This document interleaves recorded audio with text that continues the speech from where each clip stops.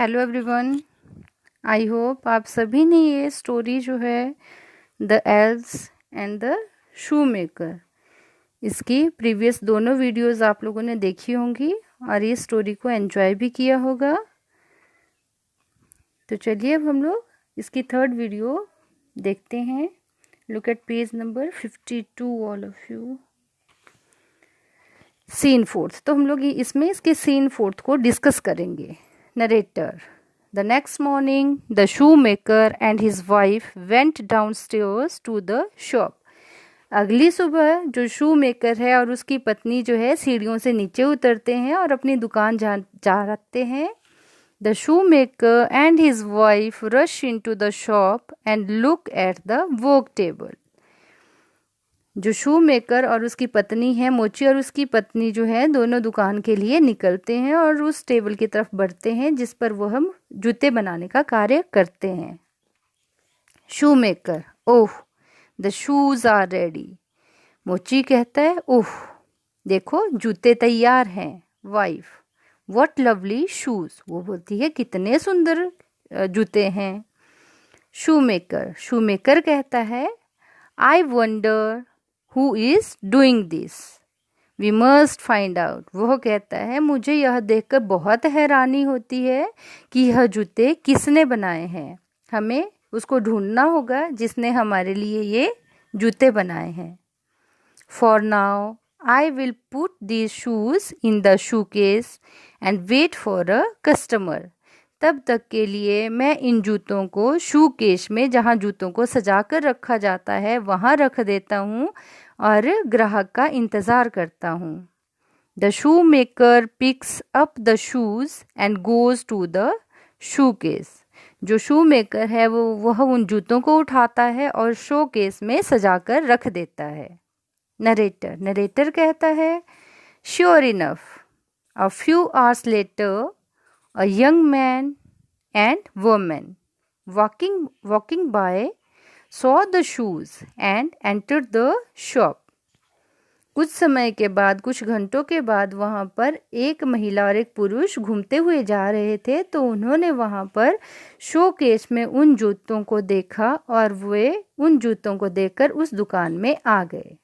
Man: तो जो वो आदमी उस दुकान में आता है वो कहता है, good afternoon, I was passing by and saw these beautiful shoes you have over there. They are just what we are looking for to wear on our wedding day. मैं इसी तरह के सुंदर जूतों को अपनी शादी के दिन में पहनने के लिए लेना चाहता हूँ। वुमेन: तो जो महिला है वह शू मेकर से कहती है, can we try them on? क्या हम इनको पहनकर देख सकते हैं? शू मेकर: तो मोची जो है वो कहता है, certainly, let me get them for you. While the shoemaker goes to get the shoes, the man and women sit on a bench in the shop. वह कहता है कि मैं इनको अभी आपके लिए लाता हूँ, तब तक आप यहाँ पर दुकान में जो बेंच बने हैं बैठने के लिए ग्राहकों के लिए, आप वहाँ पर बैठिए। शू मेकर: मोची कहता है, रिटर्निंग विद द शूज़। वह जूतों के साथ वापस आता है। Here you are, I hope you like them. यह आपके लिए हैं और मुझे आशा है कि आपको ये पसंद भी आए होंगे। Women: they are so soft. यह बहुत ही सॉफ्ट हैं, नरम हैं। I really like them. They will be a perfect match for my dress. वह कहती है कि ये बहुत ही नरम है और मैं इन जूतों को बहुत पसंद करती हूँ और यह मेरी जो शादी की ड्रेस है उसके लिए परफेक्टली मैच है, बिल्कुल उसके साथ मैच कर रहे हैं कि उसका रंग आपस में मेरी ड्रेस के साथ मिलता है। Man: excellent, I am glad you like them dear. और वह आदमी कहता है कि यह बहुत अच्छे हैं, मुझे बहुत खुशी हुई इन जूतों को देखकर। Mine are perfect too. और यह जूते मेरे लिए भी बिल्कुल ठीक हैं। We will take them to the shoemaker, name your price. वह कहता है कि हम इन जूतों को ले लेंगे। ऐसा उसने उस मोची को कहा। तो कहता है कि आप इनका मूल्य बताइए कि यह जूते कितने के हैं। नरेटर कहता है, and once again before the shoemaker could even say the price of the shoes, the young man took out a gold coin and gave it to him. और वह एक बार फिर से उस शू मेकर से उन जूतों के मूल्य के बारे में पूछता है और वह उसको एक सोने का सिक्का निकाल कर देता है और कहता है कि यह इन जूतों की कीमत है। Shoemaker, oh, thank you, but let me wrap them for you. जो मोची है वह कहता है धन्यवाद, पर इसको आपको देने से पहले मैं इसको किसी चीज़ में लपेट देता हूँ या मैं इसको आपको पैक करके देता हूँ।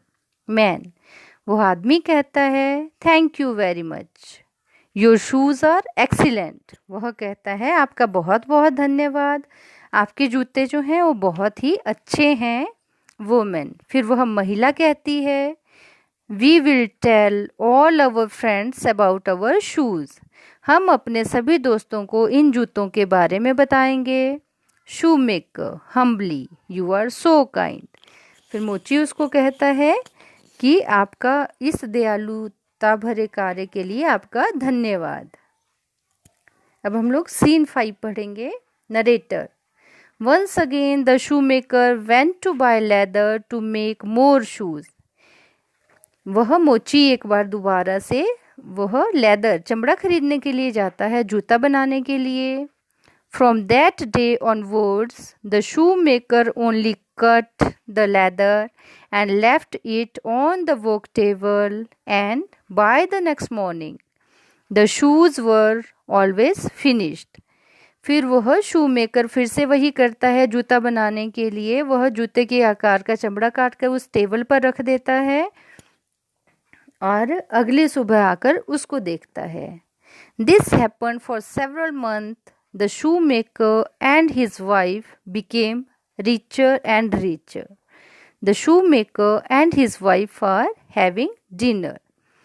तो इस तरह से यह बहुत महीनों तक ऐसा चलता रहा कि रोज़ शाम को वह चमड़ा काट कर उस टेबल पर रख जाता था और दूसरे दिन सुबह जब आता था तो उसको वहाँ पर जूते तैयार मिलते थे। तो इसको देखकर वे दोनों, वह शू मेकर और उसकी पत्नी, बहुत खुश हुए और इसके बाद वे रात के भोजन के लिए जाते हैं। वाइफ, फिर उसकी पत्नी जो है, I would like to know who makes the shoe. वो कहती है कि मैं जानना चाहती हूँ कि हमारे लिए जूते बनाने का कार्य कौन कर रहा है। शू मेकर, मोची कहता है मी टू, मैं भी जानना चाहता हूँ कि ये जूते कौन बनाता है। I would like to know who is helping us, मैं जानना चाहता हूँ कि इस तरह से हमारी मदद कौन कर रहा है। Let us hide in the workshop tonight and see what is happening. चलो आज हम लोग यहीं पर छुप कर देखते हैं कि यह हमारे लिए यह सारा कार्य कौन कर रहा है। तो अब हम लोग सीन 6 को डिस्कस करेंगे। Narrator, so instead of going up to bed that night the shoemaker and his wife hid behind a closet away from the workbench. तो रात जब अंधेरा हो गया तो वो अपने बेड पर सोने की बजाय वहाँ पर छुपकर, कहीं दूसरे रूम से छुपकर, वहाँ उस वर्क बेंच जहाँ पर जिस टेबल पर कार्य किया जाता है उसको छुपकर वहाँ से देखते हैं। They sat without making any noise to see who और what are making the shoes. वे दोनों वहाँ पर चुपचाप बैठ जाते हैं बिना किसी आवाज़ को किए हुए, यह देखने के लिए कि वहाँ पर जूते बनाने के लिए कौन आता है। The shoemaker and his wife are hiding behind a closet in the workshop. Two elves enter, they start working on the leather. फिर जब वह शू मेकर और उसकी वाइफ पत्नी वहाँ पर छुपकर उनको अपने वर्कशॉप को देख रहे होते हैं, वर्क टेबल को देख रहे होते हैं, तो वे देखते हैं वहाँ पर 2 एल्व्स आते हैं, मतलब 2 काल्पनिक बौने लोग वहाँ पर आते हैं और वो वहाँ पर कार्य करना, वो उस चमड़े से जूते बनाना शुरू करते हैं। फर्स्ट एल्फ, जो पहला बौना है, आई हैव फिनिश्ड, उसने कहा कि मैंने इसको ख़त्म कर दिया है। Second elf, me too, let's leave now, और दूसरा बौना कहता है कि मैंने भी जूते बना लिए हैं। फिर वह कहता है कि चलो अब हम चले जाते हैं यहाँ से। द एल्व्स लीव, जब उन दोनों ने जूते बना लिए तो वे वहाँ से चले गए। नरेटर कहते हैं the shoemaker and his wife were very surprised at what they had seen. इस तरह 2 बौनों को वहाँ पर कार्य करते हुए देखकर जो मोची है और उसकी पत्नी है वे बहुत ही हैरान होते हैं। Shoemaker, they are so small.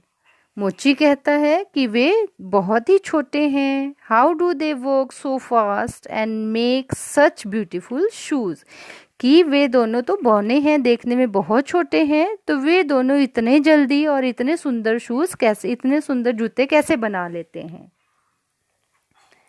Wife, we must do something for them in return. I will make some warm clothes to thank them.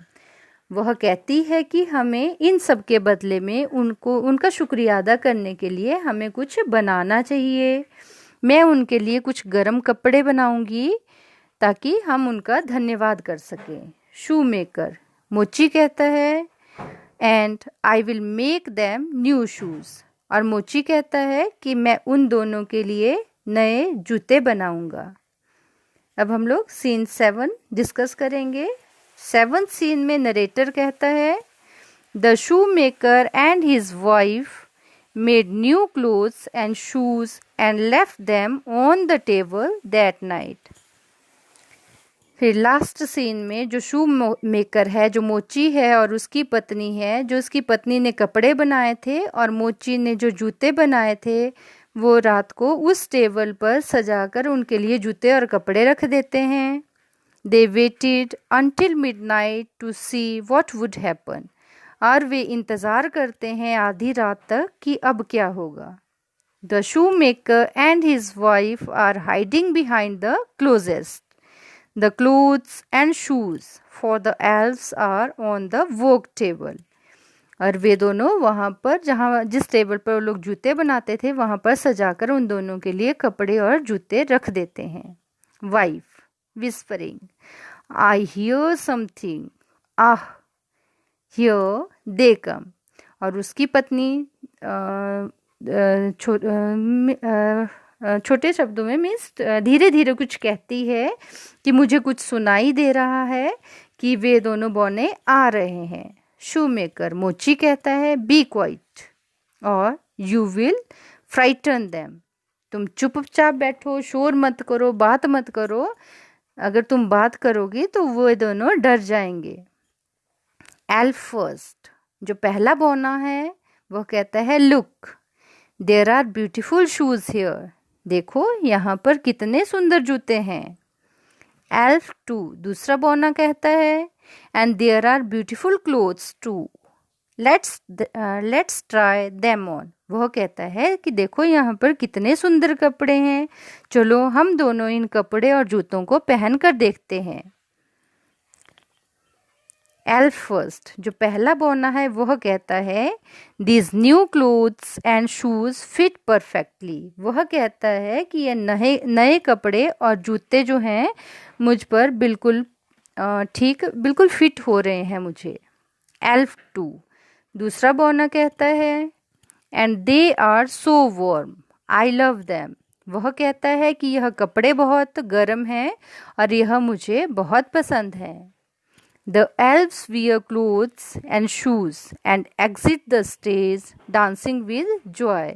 इस तरह से वे दोनों बौने उन कपड़ों को पहनते हैं और जूतों को पहनते हैं और इस तरह से वे दोनों नाचते हुए और खुशी खुशी वहाँ से चले जाते हैं।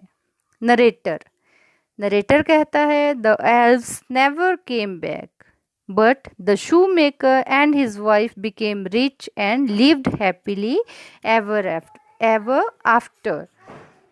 जो दो बौने हैं वो वहाँ से चले जाते हैं और कभी भी वापस नहीं आते हैं, परंतु इसके बाद जो मोची है और उसकी पत्नी है दोनों बहुत ही खुशी खुशी से रहते हैं, क्योंकि अब वे इतने ज़्यादा गरीब भी नहीं रहे थे। उन लोगों ने, दोनों एल्व्स ने, दोनों बौनों ने उनकी बहुत मदद की थी, तो वे अब खुशी खुशी वहाँ पर रहते हैं और सुंदर सुंदर जूते बनाते हैं। तो यह पूरी कहानी थी the elves, the shoemaker and the elves. I hope आपको पसंद आई होगी। Thank you for watching.